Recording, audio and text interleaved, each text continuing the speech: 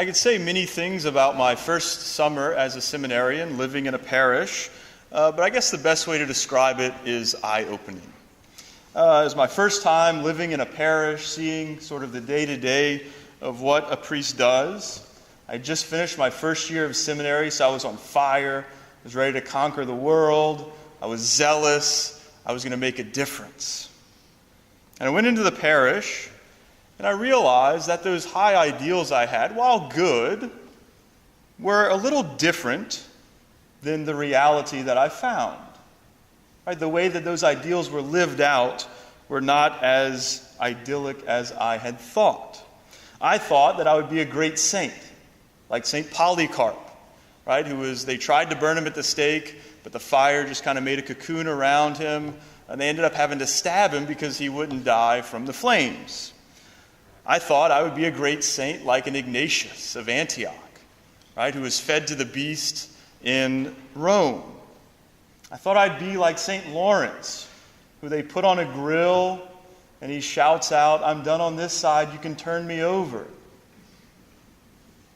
That's not what happened. And I realized that my sainthood, hopefully which I achieve, would come from dealing with people in the parish who were not happy about a Mass time that got changed.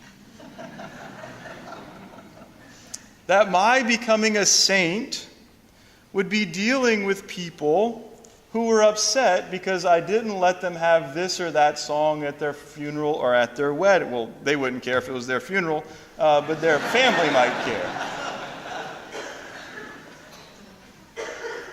This ideal that I had was very different than the lived reality.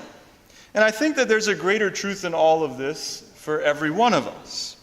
That sanctity, right, that holiness, which we celebrate today, comes through our fidelity to daily tasks.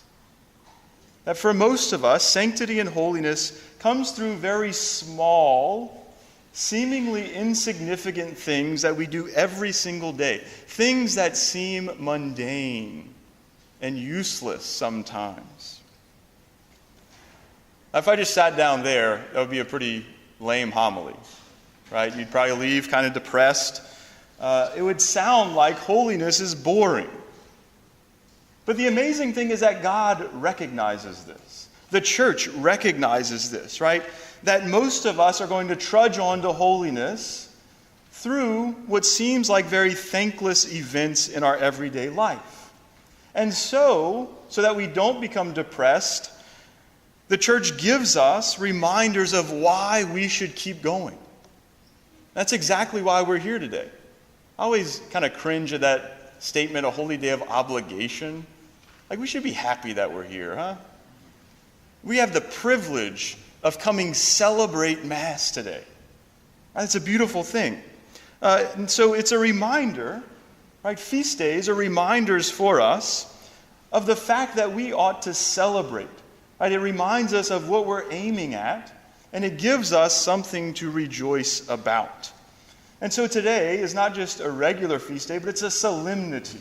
Right? A day where we are required to go to Mass, where we're able to celebrate, and where we throw off penances.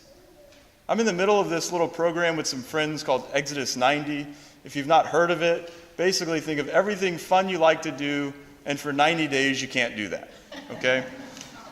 And so last night, I got my breviary and I prayed evening prayer 1 of this great solemnity, and then I indulged in Taco Bell. And when I was done with that, I drove to Dairy Queen and I got a Blizzard. And then, when I was done with that, I waited for Father Pellissier to show up at my house. No, I wasn't doing penance. I was waiting for him to show up to celebrate with me. And we sat out on my back patio, and we smoked a cigar together, and we had a little drink. And we talked about life and the faith. Right? We celebrated. I took a break from the work that maybe I could have been doing, maybe I should have been doing, to rest. Right, and to be reminded of what is truly important, right? To have that downtime. And the church wants us to do this. Right? You might wonder how I know this. Well, because I read the texts that the church gives us for today. Right? In the entrance antiphon, it has, "Let us all rejoice in the Lord as we celebrate the feast day in honor of all the saints, at whose festival the angels rejoice." Even the angels are rejoicing at this great festival. Right? We're instructed to rejoice. In the preface that I'm going to pray right before the consecration, it says, "For today, by your gift, we celebrate the festival of your city." Right now, we get to celebrate the joy and the festival of heaven.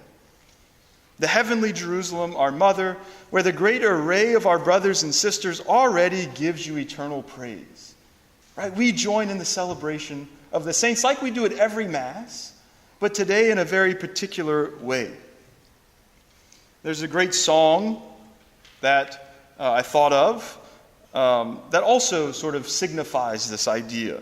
Right? For all the saints who labor, who from their labors rest, not labor from their rest, who from their labors rest. Right? The saints in heaven shed off those daily concerns, and they're occupied only with God. Right? They gaze upon him forever. They rejoice in being with him. And we have that opportunity. We're called to do that on feast days, and especially today when we celebrate all the saints. Right? We partake in some way of their rest. We join them in relaxing in the things of God. And so we pray that we can take advantage of this great solemnity of all the saints. Right? That we can join them in some maybe little way in their rejoicing in heaven.